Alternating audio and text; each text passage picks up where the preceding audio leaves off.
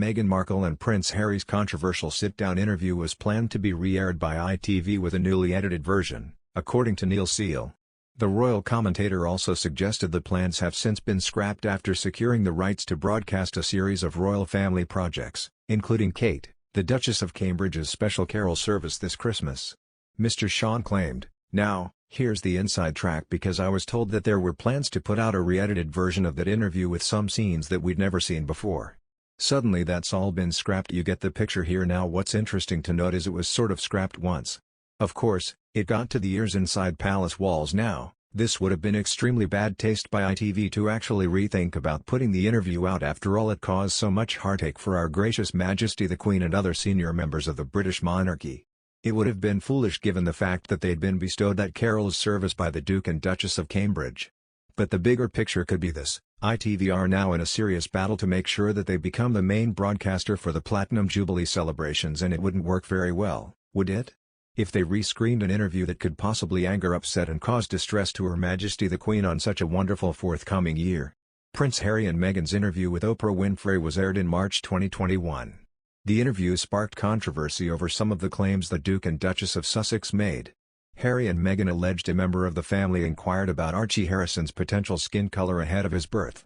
The allegations sent shockwaves in the royal family, with Prince William coming out to defend the institution and said, "We are very not a racist family."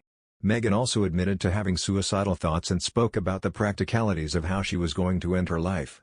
The Duke confirmed that the conversation took place on the way to the Royal Albert Hall in London while Meghan was 6 months pregnant. He said, "I was ashamed that it got this bad.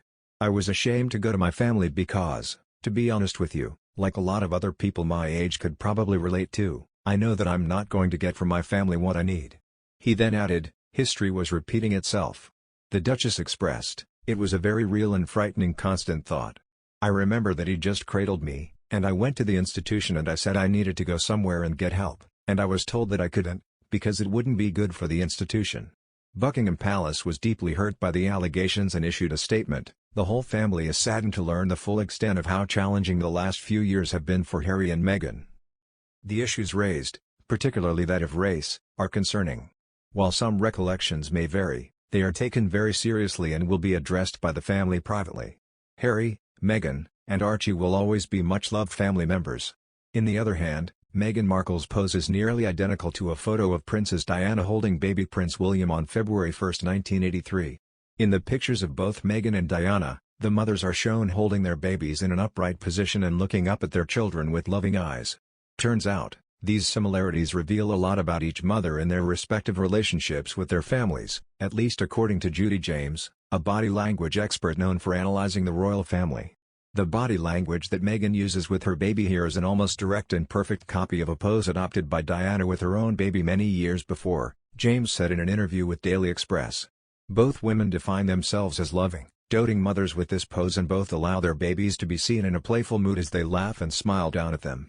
James goes on to describe the joy and delight in both mothers' faces, and how that joy is mirrored by the children, Lilibet in 2021, and William in 1983.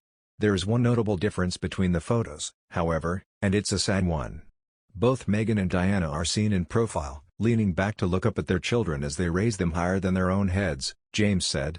But, although Meghan's head leans back onto the chest of the royal prince she so clearly loves and is loved by, Diana's head is sadly supported by a cushion alone. This is certainly not the first time the Duchess of Sussex has been compared to her late mother-in-law. Meghan's extensive humanitarian work has often been held up next to Diana's charitable spirit, and both women famously dealt with depression while pregnant with their royal babies. Most notable, however, is the way Meghan and Diana have both been treated by the press.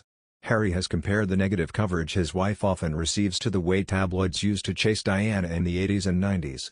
This is one of the biggest reasons the Duke and Duchess of Sussex decided to step away from their royal roles and move to California last year.